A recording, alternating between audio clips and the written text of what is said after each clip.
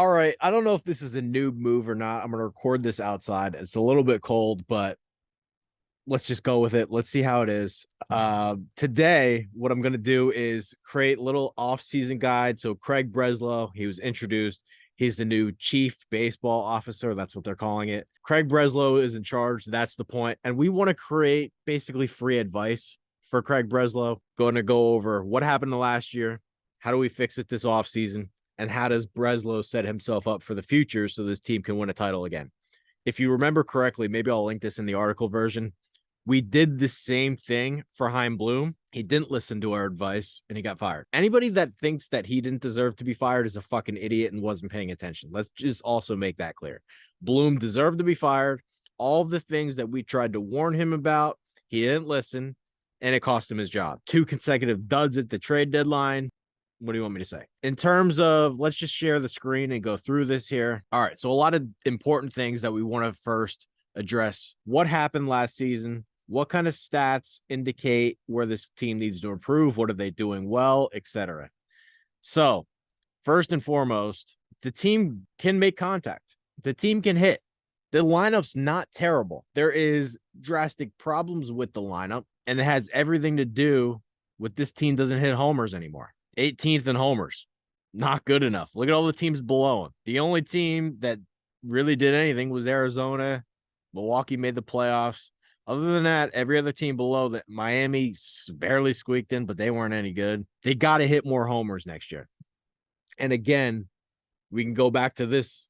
When Bloom was in charge, why didn't you keep Schwarber? Bloom fucked you on that. No question about it. I'm speaking to Breslow on this video, a lot of things. I hope Red Sox fans can kind of understand where I'm coming from. Bloom fucked them.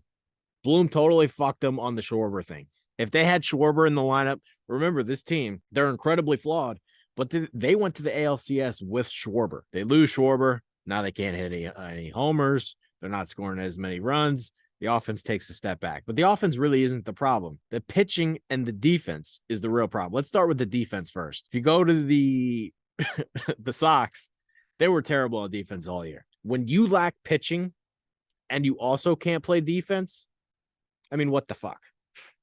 And the fact that Bloom knew this going into the trade deadline and didn't even make a call, didn't even say, hey, I'm going to sell off pieces. Hey, I'm going to go for it and buy. That motherfucker just sat there and did nothing. Ooh, furious. What a fucking asshole that Bloom is. I mean, seriously. So you got to fix the defense. Defense is a big problem. We'll get to this kind of strategy behind it, but we have to understand what the problem is before we go and fix it. Where do we stand? What's going on? Defense, terrible. Offense, they can get on base, but they don't hit enough homers. Pitching, not good enough. So in terms of total ERA, they were 21st. But it doesn't really tell the whole story because their bullpen actually did their job. Jansen had a good year. Chris Martin was basically the best 8th inning guy all year. If they put Whitlock where he belongs in the bullpen and just, turn him back into the old Whitlock, you think the bullpen's actually in decent shape. And they got quality innings out of guys like Bernardino. And Winkowski I fuck Winkowski, but he wasn't terrible last year. So the bullpen actually wasn't the problem. If you really dive into these numbers further, and I wrote these down, starters last year, 27th in innings pitched, not good enough. And you're taxing that bullpen left and right. And the bullpen actually did their job. But think about how bad your starters were if you're all the way down here. And that's considering Jansen had a good year. Martin had a good year. Those guys in the pen, Schreiber wasn't peak Schreiber, but he wasn't bad either. So anyway, starters, 27th innings pitched, not good enough. 22nd in ERA. So even a touch lower. Their starting ERA was 4.68. Not good enough. And the fielding independent pitching was 20th at 4.51, which goes back to the defense. If the defense was a little bit better, these numbers would climb even more. So what's the problem? How do we fix the problem? We know what the problem is. This team doesn't hit enough homers. Bloom fucked them on the Schwarber thing. Their starters aren't good enough. Bloom fucked them again. Why didn't you sign Eovaldi? In-house, guy fucking comes and shows up all the time. He's tough as nails. He's a hero during the World Series. Why didn't you pay Evaldi? Instead, you picked up Kluber, and he fucked you. So all these things, Bloom fucked you on. And the defense. I mean, that was the worst defense I think I've ever seen out of a Red Sox team. Like the Red Sox have been bad before. I can't remember a time they were ever this bad on defense. Like they were atrocious defensively, and it was more than one guy. He couldn't find a second baseman to save his fucking life. The outfield defense wasn't the same. Verdugo's like the only good fielder they have, and we have problems with Verdugo. So I think Casas will turn into a good defender. Devers, what? I think the problems with the club affected Devers' defense, to be totally honest with you. And then let's just go over what the team looks like. We know what the problems are. We went over the problems. All right. This is what you're looking like from a roster construction standpoint. I say this all the time. The 40-man roster is the 40-man roster is the 40-man roster. You have to build your club with this in mind. It's not even a discussion. Nothing else truly matters. In terms of pitching, let's just throw out pitching. Let's throw out position players. None of that shit matters. What matters is this 40-man roster is packed. You ain't got spots on this 40-man roster. It's packed. And again, all this fucking guy Bloom did was hoard. Hey, let's claim this guy off the waiver wire. Let's pick up Nick Robertson in the stupid Kike trade. Let's claim this guy from San Francisco. And like, let's claim this guy from Kansas City. Let's claim this guy. You know, like let's claim this guy from Seattle. Their entire 40-man roster is packed. Like they can't even sign anybody because they don't have any room on the 40-man roster. So the first thing that they really have to do is figure out who they want to keep and who they want to get rid of. And how can they clear spots on the 40-man roster? Because this thing's loaded. It's not loaded with stars. It's loaded with nonsense of depth. So the first thing that they really need to do is, I'm not paying Urias. We go to the payroll here, about 183 million before he even gets started. That's a bit of a problem. How do we reduce that a little bit? You can go up to about 237. I think Breslow will probably be allowed to go up to that number, maybe even over. We'll see. It remains to be seen how much ownership will allow him to spend. But I would imagine he will be allowed to basically be within this number. They allow him to be at that number, don't want him to go over. I would guess that's probably what will happen. So you look at things here. There's no way you're guaranteeing Urias a contract. You can't. How can you? Like the first thing they really need to do, the 40-man roster is the 40-man roster is the 40-man roster. You got to DFA guys like this. And again, this was Bloom's big pickup at the trade deadline, right? Fucking asshole hit 194. Yeah, woohoo. And again, whatever his ARB number is going to be, they're saying that it's probably going to be around 4.7. You can't pay him that. No fucking shot. A lot of the big problems that you have to figure out is who are you just dumping off this 40-man roster? I got some candidates that we should probably think about. Zach Weiss, Nick Robertson, Wyatt Mills, Lovera, Jaquez, Gillespie, Urias, Reyes, Dahlbeck stinks, Ref Snyder. Figure out who on this 40-man roster you're dumping. And don't even worry about the pay part of it, because like, hey, we'll go back to the payroll here for a second. Like all these guys are on ARB contracts. You can just decide that you don't want to pay them the ARB salary. They go to the open market. You're not on the hook for that stuff. So figure out who you don't want. Get them off this 40-man roster, because what you're going to have to do, and again, this prospect thing is loaded. Rule 5 eligibility. I probably should have started there. So all these guys need to be added to the 40-man roster, or they are technically eligible to be claimed in the Rule 5 draft. For those that don't know what the Rule 5 draft is, basically they spend a certain amount of time in the minor league system. It gives other clubs the opportunity to put them on the major league team. They have to carry them on the major league team. So it's not like all these guys are going to get plucked. Maybe one or two might get plucked, but you got to pay attention to who. I don't want Club X stealing this player, that kind of thing. So you go through all these names. We can do it really quickly, see if anybody really stands out. Shane Drohan probably going to get claimed. Let's look. Wilkeman Gonzalez probably going to get claimed if he's on the Rule 5 draft. I think Kos could. Lugo definitely is getting claimed. Maybe he might.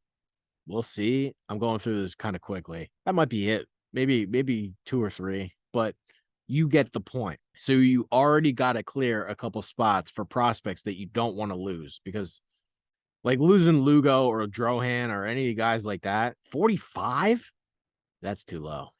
He's good. I'm not sure he's going to hit, but he's good. Anyway, so you already got to clear spots in this 40 man for prospects that you don't want to lose. So the idea is let's clear off some of these spots. You get the point. In terms of where we stand depth chart wise, what are areas that we need to fix? What are areas that we have too much depth? Very straightforward, at least in my opinion. You only got 4 starters. Technically, you only got 3 starters because I think Houck should probably go to the bullpen. He is basically your left-handed Sale in terms of that slider comes across the plate. I think you can ramp him up for like 2 to 3 innings. If he's your Whitlock in the pen, I think that's the better alternative. Like if you go to his numbers, 501 during his starts, I think he should go back to the pen. And a year ago, he only made 4 starts. He pitched to a 3.15. So you really only have 3 starters because I think Houck should go to the pen. And that only goes to further my point. Jansen, Martin, Schreiber, Winkowski, Whitlock. I guess they're counting Pivetta. Bernardino pitched well. Houck, your pen. You want to sign a bullpen guy in free agency? Feel free. I'm not going to say no. This is the area of need. You got to get starting pitching. You need 3. And in terms of my opinion, you need 3. So that needs to be addressed. Catching wise, it is what it is. Connor Wong can play defense. Reese McGuire is not terrible. I'll just say it. Reese McGuire is not terrible. If you're getting 267 out of your catcher, I'll fucking take it. He's not terrible. I think that's your catching duo next year. More importantly, their first round pick, Kyle Teal, he was unbelievable in the minors. As soon as they picked him, they basically he's in Double A already. They drafted him in what? The draft's in, I think it's in June. I could be wrong about that. Whatever the draft is, June, July, whenever the MLB draft is. I mean, they put him in the minors in 2 months. He's already in Double A. That's like unheard of. And his pop time, he's hitting. He looks like a fucking stud, this Kyle Teal. So I think he can be your big league starting catcher next year. Not next year, 2025. 2025, he's probably your starting catcher. So I think for a season, you leave this alone. Teal's the long-term answer. Keep it moving. Casas is young. He's your first baseman. Dahlbeck fucking stinks. He should be DFA'd. He should have been traded 4 years ago. I think I said that. But second base, you got to figure out what you're doing at second base. And Rafaela can play second base. But long-term, this is probably what they should do. Trevor Story is not your shortstop. Did anybody watch him last year? I know he had the thing with the elbow. He was fucking terrible last year. It wasn't the fact that he just hit 203. It wasn't the fact that he just hit home. He didn't hit any homers. This man struck out 55 fucking times in 43 games. 55 fucking times this guy struck out last year. And the year before, he struck out 122 times in 94 games. There's nothing you can do about it now, but it's another example of how Bloom fucked you. It is what it is. Bloom fucked you on this. Bogart should be your shortstop. Story shouldn't be on the team, but he fucked you. It is what it is. We got to deal with the consequences. And again, you're out of your mind if you don't think that Bloom deserved to be fired. And the truth of the matter is, he can't be your shortstop next year. We want to talk about the teams that are good. Texas won the World Series. Seager was their shortstop. When the Dodgers won the World Series, Seager was their shortstop. When the Red Sox won the World Series, Bogarts was their shortstop. When the Braves won the World Series, Dansby Swanson was their shortstop. If you get what Story gives you at a shortstop, your season's already over. He's got to be your second baseman. He's better defensively at second base. He's got great range. His arm isn't the same. You can just tell his arm in terms of throwing isn't the same. You can hide that at second base. He has to be your second baseman for a multitude of reasons. He doesn't give you enough offense anymore. That fucking piece of shit. How many times is he going to strike out? I just can't believe that Chaim Bloom really sat there and thought that Story was better than Bogarts. How did he think that? And you people say that he didn't deserve to be fired. So I think he needs to be your second baseman. And long term, he has to be your second baseman because Marcelo Meyer, first round pick, he was taken, I believe, fourth overall in 2021. That was the year they really tanked and traded Mookie, but they ended up with Meyer in the first round. Defensively, he's gonna be a hit. It's a matter of how much he hits, and he's got to stay healthy. The last couple of years, he hasn't been healthy. At the beginning of the year, he was hit. He wasn't healthy. They had to shut him down. His numbers tanked towards the second half in the minors. He needs to stay healthy, but this is your long-term answer at shortstop. Just fucking rip the Band-Aid off now. Rip the Band-Aid off now. Stop with this nonsense that he's the shortstop. Oh, we got to tiptoe around how he's the shortstop. Fuck that. Once you correctly understand that he's not your shortstop anymore and he's your second baseman, you got to figure out what you're doing with all these guys. Rafaela should be in the outfield. Do you want to say Valdez is your backup? Fine. I think he can hit, but he can't play defense. He was part of the defense problem last year. Reyes is a waiver claim. I don't really care what happens to Reyes. Reyes hit last year, but he's also part of the problem in terms of defense. He got on base, but he doesn't hit any homers. You want to say he's your utility guy? Sure, whatever. But in terms of starting second baseman, it should be Story. And then when Meyer is healthy, he's your starter at shortstop. That's your long-term outlook. Third base is Rafi. We don't even need to go over that. He just won the Silver Slugger Award. He's the best third baseman in the sport. Thank you to ownership for realizing that they needed to pay him. Outfield. Where do we stand in terms of the outfield? So last year, Justin Turner was your DH. And because Chaim Bloom is a fucking asshole, he decided to give him a $6.7 million buyout that's going to count towards the salary cap for this year. It's not a salary cap, but you understand the point. Don't ask me how they're still paying Eric Hosmer. Don't ask me how Joely Rodriguez got a buyout as well. You want to say all the people that say, oh, Bloom did a good job. Yeah, because paying Justin Turner $6.7 million for him to not be on the team was really smart. I wrote this article too. I'll make sure to link that. Turner can't come back. And the reason why Turner can't come back is because I think it's pretty obvious by now that Yoshida is a DH only. He can't play in the outfield. He's your DH, Yoshida, and you can't trade Yoshida. Like, I know that people don't really factor this stuff in, but do you understand how bad of a look it would be in terms of signing Japanese player in the future if Yoshida, who played well, you decided to trade him after a year, after he came to your team? You can't do it. So Bloom fucked you on the Schwarber thing. He really fucked you on the Turner thing. And he basically made your decision for you in terms of your DH, and there's nothing you can do about it. It's the reality of the job, but there are ways to overcome it. I'm just pointing out everything that you need to know as a fan. So Yoshida is your DH next year, and your outfield is kind of set if you don't want to do anything with it. You have the option to just bring this unit back, but Ref Snyder shouldn't be on the team. That's another side note for another day. Why Ref Snyder's on the team, I don't fucking get it. 248 with one homer, not good enough. Shouldn't be on the team. Don't know why he even got a contract extension. You got your four outfielders, basically. You got Verdugo, who plays a Gold Glove defense. He's a knucklehead. He should have made the All-Star team in the first half.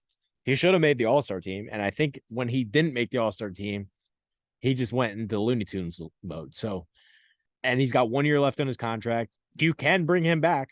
He's a good baseball player. Your outfield, if you don't want to do anything, is set. And this team, they do make contact. They can get on base. Verdugo, Rafaela, Duran, Abreu. That's your outfield. If you can just sit back and your starting outfield's set, and your starting outfield is kind of young and it's getting better. And I think Verdugo in a contract year should have a good year. Duran is starting to come on. And especially he's somebody that gives you the speed element, which is good. Hopefully he can continue to improve. His defense still stinks, but whatever. Abreu, big time impression last year. And Rafaela. Rafaela's got to improve his plate discipline stuff. But he's got to improve the plate discipline stuff. But this guy's got massive talent and he's an ace defender. So your outfield is set if you don't want to do anything about it. That's what you're looking at. Long term, this is where Bloom didn't fuck it.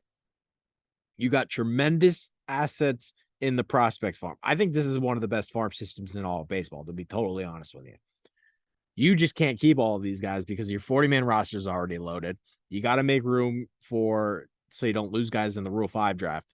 And the following offseason is when you're going to really have to add guys to the 40-man roster. Like, you're going to have to add 6 of these guys to the 40-man roster because they're all coming. Meyer, Anthony, Blaze a little bit further down. But, I mean, some of these guys are in AA, AAA already. So you really got to open up some room in that 40-man roster. / you got to figure out which ones you want to trade. I'll go through this as fast as I possibly can because I know I'm getting a little long here. This is how I would treat it. I wouldn't say anybody's like untouchable because you never know. You never know, right? But in a perfect world, this is what you should be doing. In a perfect world, I'm not trading Meyer. I'm not trading Anthony. I'm not trading Blay. I'm not trading Rafaela. I'm not trading Teal. And then you start to open things up. I kind of like Cespedes. I wouldn't trade him either, to be totally honest with you. But now you're starting to open things up. Like, figure out who you like, figure out who you don't like. Like, I like this Garcia. I think he's going to be good. I would prefer not to trade him. But once you get past 5, you can start to think about, hey, I'd think about trading this guy, but it's got to be for something that really makes the difference. So that's how you got to look at it. And they got guys here like Hickey. I'm just telling you, he can't play catcher, but this fucking guy can hit. You got prospects all over the place in this system. Blaze Jordans are 22. This motherfucker can hit. Hamilton, speed guy. Like, you got guys everywhere. You got prospects out the ass. Figure out who you want to get rid of and who you don't. I think personally, you should keep these top 5 guys off limits. But I'm not saying never. You know, it all depends on the opportunity. But in an ideal world, you're just crossing these 5 off the list, and then you figure out who you want to trade. Like, I would think about trading this Gonzalez. Like, normally your 8th prospect isn't any good. Their 8th prospect's pretty good. This is where Bloom didn't fuck him. Like, this Cespedes is going to be good. This is their 2nd round pick. We'll see what happens there. This guy's a piece of shit. Jurahan had a good first half, but they have guys here. You should have prospect capital to move to improve the big league club, and they're dealing with such a position of strength that they have to. He's gotta dive into the chest. This is what Bloom didn't do. Did a good job of building it up. He's built it up. There's guys here. I don't care what anybody says. I don't give a shit what the prospect rankings say. This is a good farm system. You just got to figure out, how can we cash in some of these chips to really improve our big league club? And they got to be for long-term answers. You can't just ship off some of these guys for short-term fixes. They got to be blue chip aircraft carrier players that you can build across for the future. You kind of went over the payroll here. We'll do it again really quickly. 183. That's an estimate. We don't really know for sure, but you can reduce this number in terms of getting rid of guys like Urias. Maybe you don't even want to pay Pivetta 7.5, or you can trade Pivetta. I'm just saying there are ways to reduce this number that are even below this. So again, this is all an estimate. It's not 100% exact, but it's kind of a rough what you're looking at here. They have money to spend. Bloom fucked him on this too, by the way. I can link this in the article as well. They had an opportunity to get rid of Sale the deadline prior. They didn't do it. He fucked him. Bloom fucked him on 800 things in terms of this big league team. He didn't fuck him on the prospects. That's where we stand. So we move on to the next topic of conversation. Who are the impending free agents that you're about to lose that are going to hit the open market? And you notice all these guys were on the 40-man roster. You still don't have room in the 40-man roster. Paxton is the only guy, in my opinion, that you think about bringing back. That is it. You would think about bringing back Paxton. I think Paxton gave them good innings last year. 4.5, 7-5. I mean, I think you think about bringing him back. He's way too injury prone for it to be anything more than a 1-year deal, but I think you think about bringing him back because you need starters. Duvall, no thanks. I think he had a year out of nowhere. He was really your only home run threat. So you really need right-handed bat. I should have went over this too. You need a right-handed bat that can hit homers. Bottom line, end of story. Your team is way too left-handed. Your catching split is whatever. Casas, your starting first baseman, is a lefty. Devers, your starting third baseman, is a lefty. You got Valdez off the bench, is a lefty. Abreu's a lefty. Duran's a lefty. Verdugo's a lefty. Yoshida's a lefty. You got to get a right-handed bat that can hit homers. And I think that's imperative. They're playing at Yankee Stadium. Great. You got a lot of lefties. You need lefties at Yankee Stadium. You need lefties at Fenway Park. But at some point, even Ortiz needed Manny Ramirez to be that right-handed bat. You got to have all the best teams in Red Sox history. JD Martinez, right-handed bat. You got to have a right-handed bat. They don't have one. What's the point in bringing back Duvall? Now you got 5 outfielders. What are you going to do with that? I think you got to find a right-handed bat that can actually move the needle. And you got to find starting pitching. Paxton's the only guy you'd think about bringing back. Turner, you can't, because you can't play any defense. And he's a DH, and your DH spot is already filled with Yoshida. He can't play in the outfield. We saw it last year. Your defensive numbers were terrible last year. He's got to be your primary DH. I'm not saying you can't play him in left field in the occasional home game where the monster's protecting you. You want to play him 40 games in left field at home, fine. Other than that, he's your primary DH. In terms of your own free agents, evaluate them. Think of what you can do. If you can bring back Paxton for 1 year, maybe you do it. It's got to be a reasonable 1-year deal.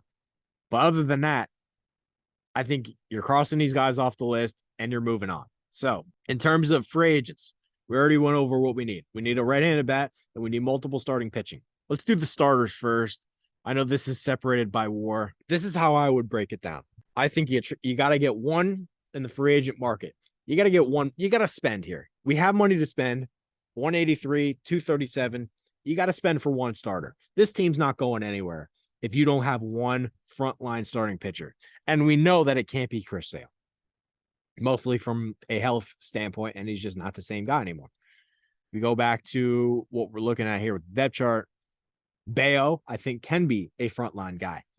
But even the best Red Sox teams back in the day, let's say best case scenario, he's the next Pedro Martinez, which is a stretch. Even those Red Sox teams, they had Tim Wakefield, back end starter. They had Derek Lowe, back end starter. Kurt Schilling, starter. You know, like they had more than just one fucking guy. Let's start with what I would do. People are going to think I'm crazy for this. I think you pass on Ohtani. I think he's going to the Dodgers anyway. You already have your DH. Next year, he can only be your DH because he undergoes surgery. He can't pitch next year. I don't know how many years he's going to be able to pitch for you. To spend this kind of money on a DH only when you have your DH and then you have to put Yoshida back in the outfield, you can't do it. We're not doing the Ohtani thing. You're gonna give out this kind of money. I mean, you're gonna be paying this guy $50 million fucking dollars a year at 40. Say whatever you want. You can't. In the position that the Red Sox are in, they can't do this. So that's off the table, in my opinion. Bellinger is a non-starter. You're out of your mind if you pay him. I think you got to go Yamamoto. I might sound crazy for saying this, but I think you got to go Yamamoto. Let's walk through this. Last year, 1.95 ERA. This is the best pitcher in Japan. I'll be the first to admit, I have not watched extensive Japanese baseball film. I'll be the first to admit. But in the little that I've seen, this guy's gross. And you got to, as a GM, say the stars have aligned. I'm a former pitcher, Craig Breslow. I take pitching very seriously. This guy, he's 25 years old. He won the Sawamura Award 2021, 2022. Think about this. Kodai Senga posted a 194 his last year, and he was really good this year. Senga. And he was viewed as like, maybe he's a bullpen piece. He pitched to a 298 for the Mets this past year. He's viewed as better. The only thing that you're a little worried about is the fact that he's 5'10", 176, but he's 25 years old. I think you've got to spend for Yamamoto. If you don't get Yamamoto, you're going to get $200 million to fucking Snell? You think that's a good idea? Last year, he was awesome. No denying that. But he's been up and down. What do you get 4.29? You get 4.29, you pay him $200 million. You get 4.2, you pay him $200 million. With that defense, with the defense you got, you're going to pay Snell a 7-year deal and pay him what? $30 million at age 36? Can't do it. You have an opportunity to land somebody at the age of 25. He goes through, you're going to get his age 25, 6, 7, 8, 9, 30, 31, 32 seasons. Pull the trigger. All these contracts, you're going to pay Snell to 37? Not doing that. You're going to pay Nola. How old is Nola? You're paying these guys. He's already 30. You're paying the worst years of them. Some of these contracts are fucking banana land. You got to get Yamamoto. I think that's what you got to do. You got to get Yamamoto. It makes way too much sense. This team will never be taken seriously unless they have a frontline starter. There's your opportunity. And he's in the prime of his career. You got to make sure you land this guy. And the fact that you have Yoshida on the team should be your leg up in competition. Hey, come here. Come here. You just saw Yoshida. You just saw Yoshida. You can have a countryman on your team and one that succeeded last year. That's got to be your move. And he's in line with the age. Like you got to be very careful who you're paying in terms of starting pitching. You got to be very careful. I would go in on Yamamoto because you're not going to be able to pay all these guys. It's just how free agency is. And again, I don't want to toot my own horn here, but you got to be very careful about who you're bidding on in free agency. If I had the Red Sox job, Wheeler would be on the team. I just want to point that out. I just want to point out that Wheeler would be on the team, but you got to be very careful. You got to be very careful. Like look at, and again, look at some of the other contracts that were signed when I wrote this. Strasburg went for enormous money. That was a terrible contract. Ryu, a little bit of an overpay, not terrible, but a little bit of an overpay. Bumgarner, disaster. So basically half of the guys, it is a big list. Half of these guys that sign are going to be disasters. We already know that Sonny Gray can't pitch in a big market. You're going to pay him $90 million. Kershaw probably going back to the Dodgers. Stroman's getting up there in age. Half of these contracts will not work. You're going to pay Urias, who domestic violence. So in my opinion, I think you got to get Yamamoto. If they don't get Yamamoto, I think it should be viewed as a disaster because what's going to end up happening is they're going to overpay for one of these guys and maybe they give you one good year, but it won't be consistent.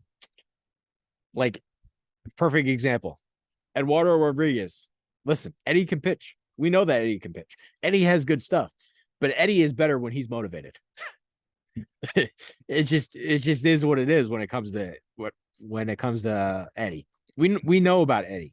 Eddie's been on the team before. When Eddie's motivated, he can pitch his ass off. When Eddie's motivated, he can pitch his ass off. Here's another guy from the NPB. I don't know a ton about him, but you're gonna give $82 million to Eduardo. This is what he's giving you half the time. 474, 405. You're gonna give $80 million to that, and he went AWOL for a whole fucking year. So this is what I would do. I think you got to get three. Number one, I think you got to pay up for Yamamoto. Just fucking pay the money. Pay the money for Yamamoto. Then you got to get one on the trade market, and then you got to take a gamble. That's what you got to do. You got to structure it that way. Can we bring back Wade Miley for a year? How about Maeda for a year? Paxton for a year? Severino for a year? Ryu for a year? There's a lot of available starters on the market. There is no reason, and it's not really sustainable, that they can just pay up here for three of these guys. Can't do it. They'd be way over. They'd be way over. So I think you got to pay up for one. You got to acquire one on the trade market, and then you got to take a gamble. Can Jack Flaherty figure it out? Wade Miley had a fucking good year last year. Lance Lynn for a year. Clevenger for a year.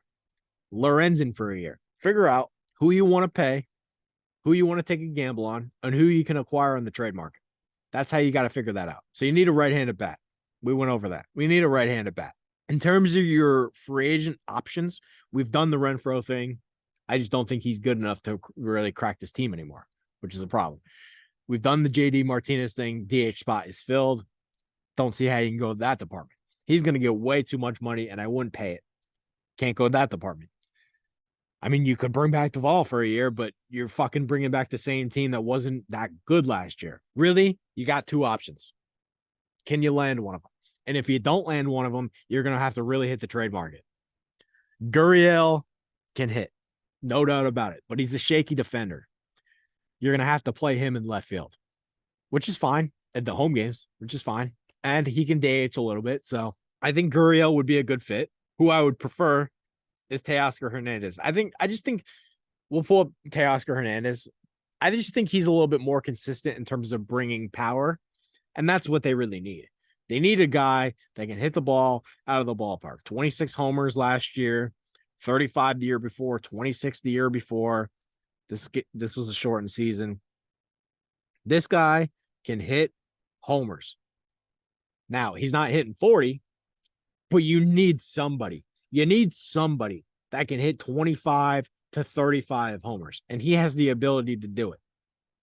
He struck out a lot last year, which is a bit of a problem. But this is why I would like Hernandez. He's a right-handed bat.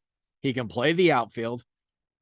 And more importantly, the Mariners did not give him a qualifying offer. So it's not going to cost you a draft pick to sign him, which is another big topic that I should have went over when it comes to the pitching. Qualifying offer. How many of these guys got qualifying offers? Fuck CBS. CBS Sports.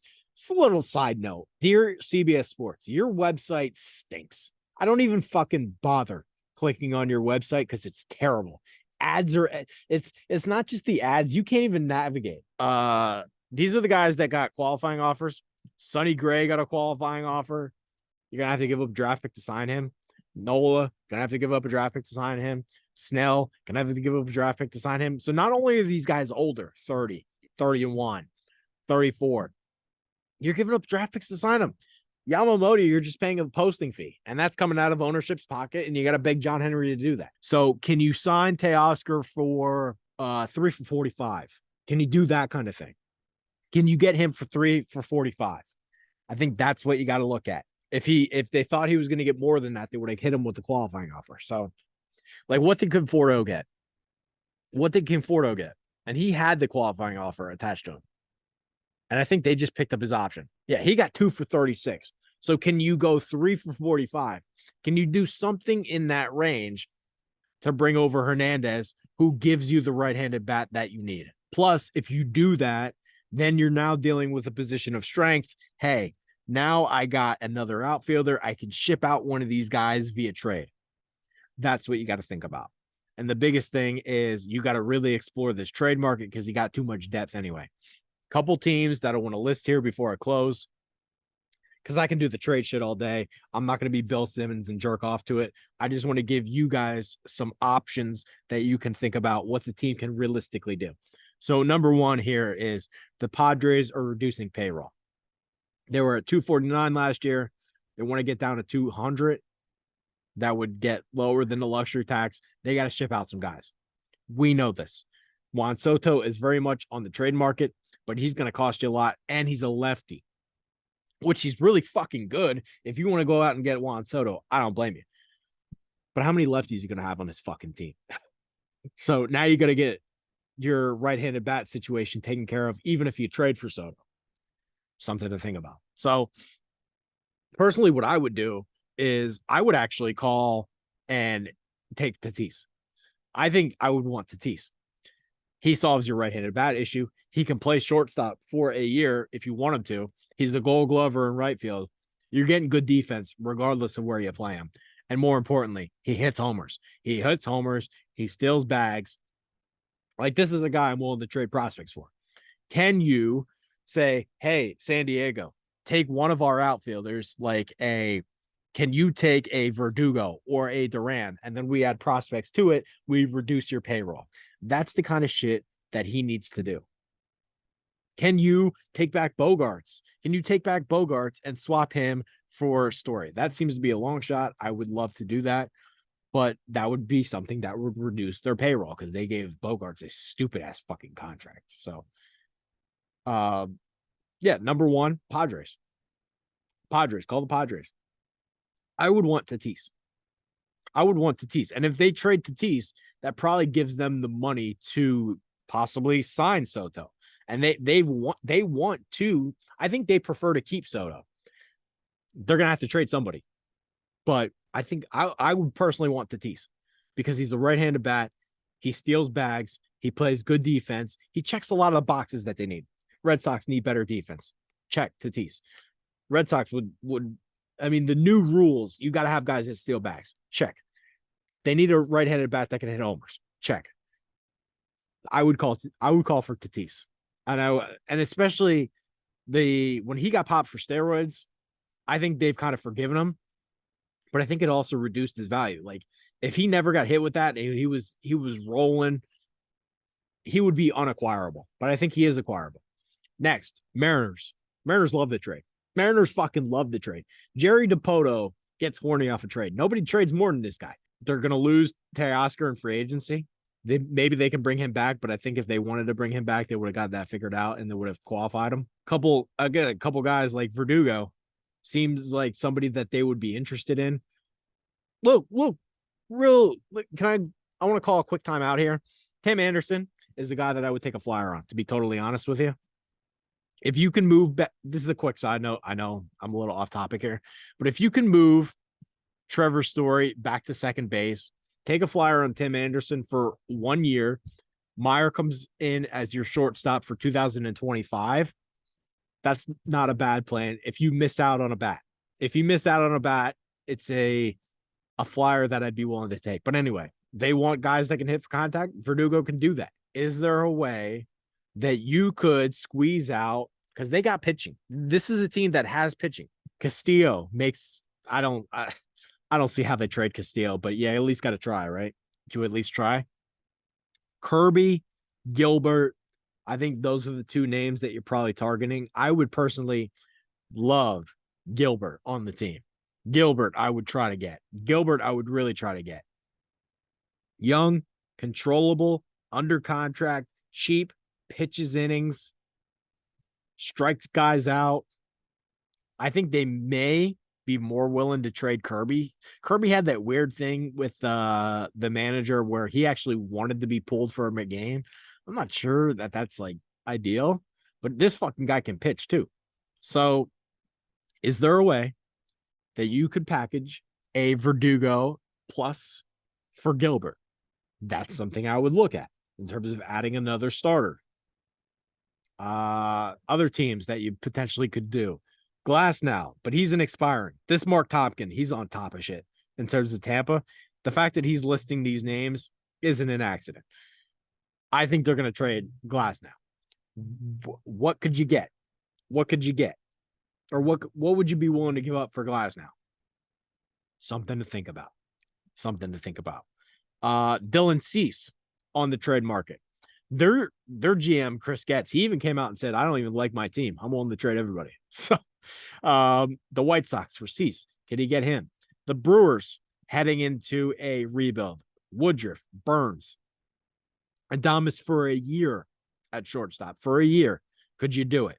That's basically it. Let me do this really quickly. In a perfect world, if Breslow really hammers this thing, he's got Yamamoto, Bello, Sale, Gilbert, Crawford, and then one of these gambles. Let's call it, how about Severino for a year? I don't really give a fuck who it is. Figure out who you want. But the whole point is one top end guy, one guy in the trade block, and one gamble. So if you're working with a rotation of Yamamoto, Bello, Gilbert, Sale, Cutter, and then we'll call it Severino, that team's got a fucking shot. Now we can pitch. Now we can fucking pitch. In terms of your bullpen, maybe you sign one guy.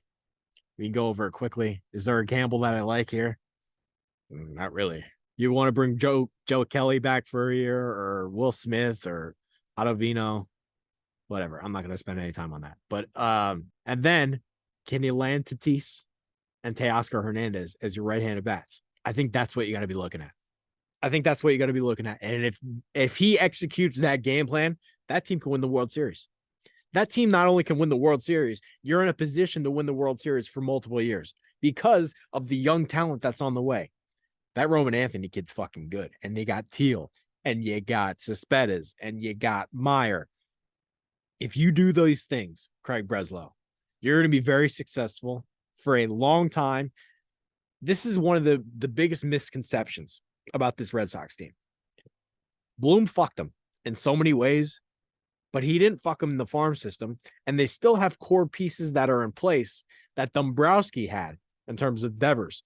Actually, Casas is somebody that he drafted. So you got guys. You got guys. There's no reason why this team can't be competitive. And there's no fucking reason why this team got last place in 2 consecutive years, which should never happen. 2 consecutive years? It's one thing to finish last 1 year. Okay. Wasn't our year. It's baseball. Baseball is a fucking weird sport, man. No reason why the Red Sox should finish last in 2 consecutive years. So that's your offseason plan. I'm open to feedback. You let me know what you think. But if I'm Craig Breslow, those are the things I'm doing. Those are the things I'm doing.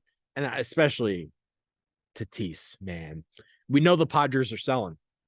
And I'm sure they're going to get phone calls out the ass for Juan Soto. There's no question about that.